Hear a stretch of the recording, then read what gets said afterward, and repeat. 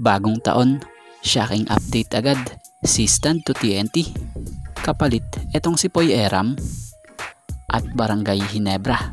May nakahanda pa palang pangmalakasan sa kanilang guard, nakaabang lang. At bago nga ang lahat, baka naman po pwedeng makahingi ng isang subscription para sa ating channel or pakifollow na rin po kung nagustuhan nyo ang ating mga basketball update. At kung ito na may makakabigat para sa inyo, kahit isang like and share na lamang po. Maraming salamat po. At about nga dito sa nakaabang ngayong player ng Barangay Ginebra na siyang may pag-asa pa talagang makalaro sa Barangay Ginebra dahil sa nasa sa practice pa nga. Eto so ibig sabihin yan, kung ganon, in case na may mabawas sa team or may mabawas, pwede na itong hugutin. At ito nga yon si Paul Garcia. So patuloy pa rin magpahanggang ngayon parte si Paul Garcia ng Barangay Ginebra dahil mapa-ensayo man or fellowship ng Ginebra, ito'y kanilang kasama. Si Paul Garcia ay ang 5'11" guard ng Barangay Ginebra. Ito'y ang 34th overall pick ng Ginebra sa 49th season ng PBA Rookie Draft. So sa pahayag nga ni Coach Tim noon, kinakitaan ito ni Coach Tim ng husay, may shooting, hustle at may defense din.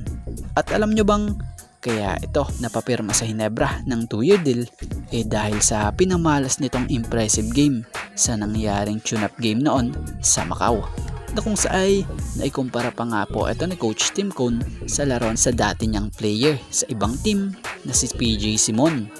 So si Paul Garcia ay nasa sa reserve list lang naman ng Ginebra dahil nasa sa ensayo siya palagi ng Ginebra dahil sa loaded nga talaga sa ngayon ang guard na tong Ginebra. Kaya nga siguro hindi siya may activate pa. Pero sa tingin naman natin, mabutasan lang yan ng isang guard ay possible ma-activate rin ito. So si Paul Garcia nga, batay sa mga fans ng Ginebra, magkukumpara nila ito sa laro nitong si Scotty. Dahil sa hustle, sipag, at talaga namang hindi umaayaw sa laban.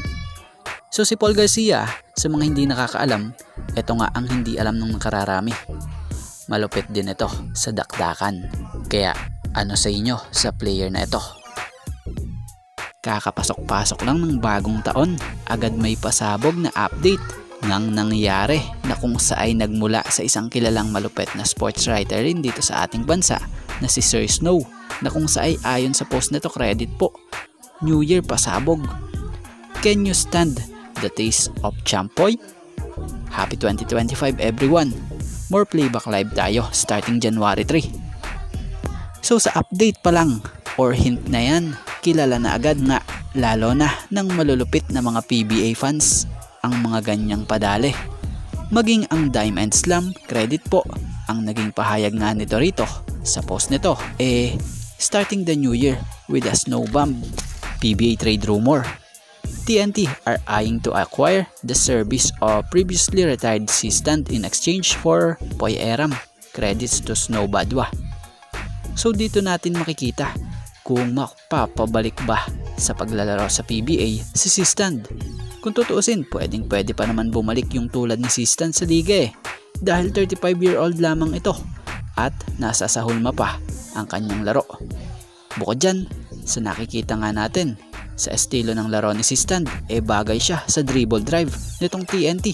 Baka nga mas tumaas pa ang points per game nito So siguro kung si Poy ang kapalit, di na rin naman lugi siguro ang jeep dito. Ang mahalaga, may big man sila na talagang naglalaro sa kanila.